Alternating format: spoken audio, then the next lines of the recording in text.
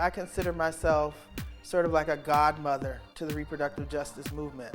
Sexual and reproductive health and rights are essentially the construct of services, which are healthcare services, involving all aspects of reproduction or sexual health. The rights part means that you have the law and policy to protect you from being excluded, if you will, from any of those services. The issue is if you don't have the equity and the equality to access all of those services, to have your rights protected like everybody else, now we're talking about an issue of justice.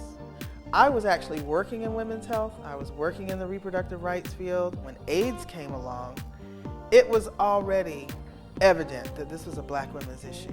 The stigma around AIDS, the discrimination that already exists because you're black and you're female, and now you got this other layer of stuff. Even in the spaces where I was working, we didn't count.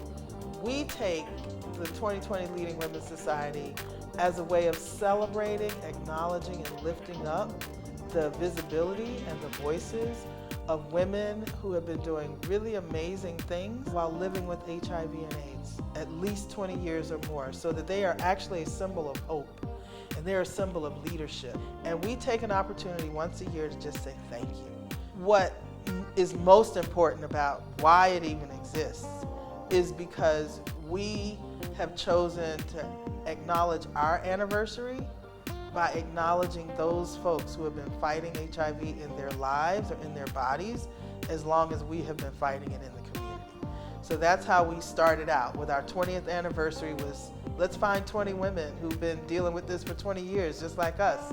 And it took off from there. We roll out the purple carpet, we set it up in the 5-star. It's your, hair, gowns, heels, step and repeat kind of night.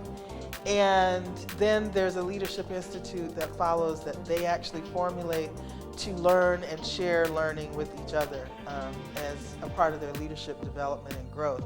We actually had our very first international 2020 Leading Women's Society where we honored 20 women in Rwanda who are doing the same thing in their country and in their communities and their villages, the same way we're honoring women across this country who are doing it in the